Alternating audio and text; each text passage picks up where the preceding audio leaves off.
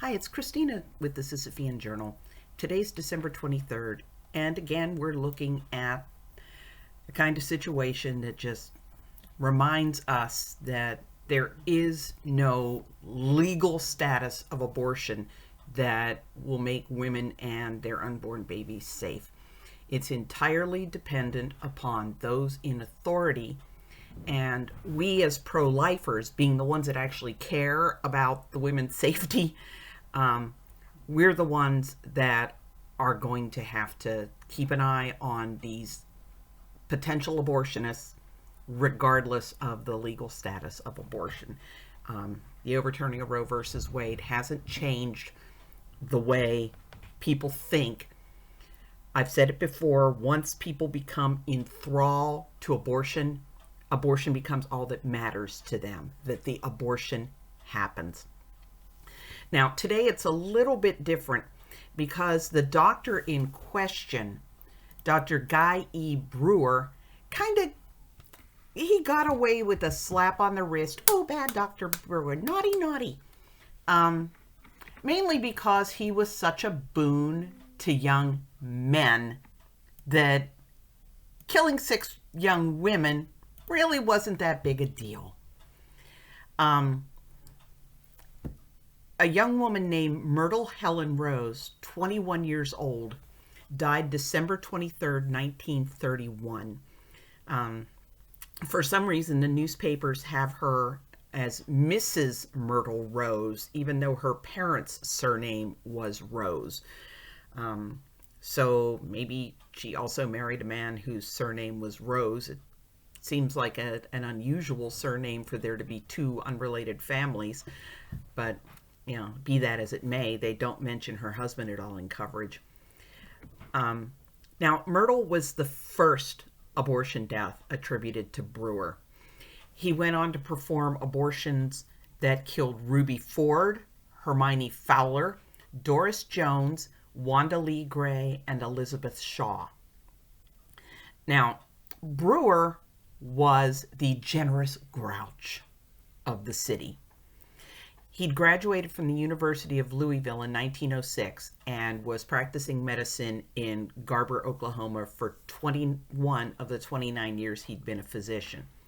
And he supported young men through university. He had boarding houses that they lived in. He paid for their tuition and books. They estimated that he put 1,000 young men through school. Now, Brewer pleaded guilty to second-degree manslaughter on all 6 abortion deaths. He said that his reason was to avoid putting those who cared about him through the embarrassment of a public trial on such distasteful charges. And I find one of his statements very telling. I could not stand to have my boys brought into this case, and I would not betray the trust so many people have placed in me by having them harassed and in some instances their lives ruined by the notoriety a trial would bring to them. So this implies that a lot of these abortions were probably done at the behest of Brewer's boys. Again, just like providing them with tuition and books and a place to live, he was also getting rid of any, babies that they didn't want to support themselves. And, it's just, these boys sent letters of support and money to Brewer from all over the globe.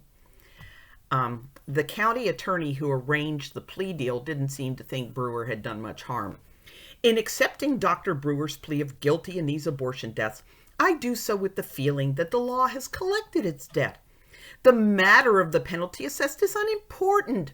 The thing that counts is that these crimes have been exposed to the world and the people can now realize the serious danger and hazard to life in this kind of operation. So the idea is, we just let you know that 6 young women died so that, maybe other women won't go for abortions. Victim blaming, basically. Now, the governor was not exactly delighted with his little slap on the wrist. This is the worst case I ever heard of, said Governor E.W. Marland.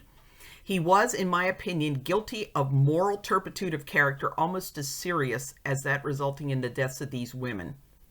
And noting that Brewer would be eligible parole after serving only 28 months, the governor urged an investigation which he was certain would uncover more crimes committed by Brewer so that additional charges could be brought and he could wind up serving prison time commensurate with the amount of harm he had done. But in the end, Brewer's supporters triumphed, the young men continued to prosper, and the young women lay cold in their graves.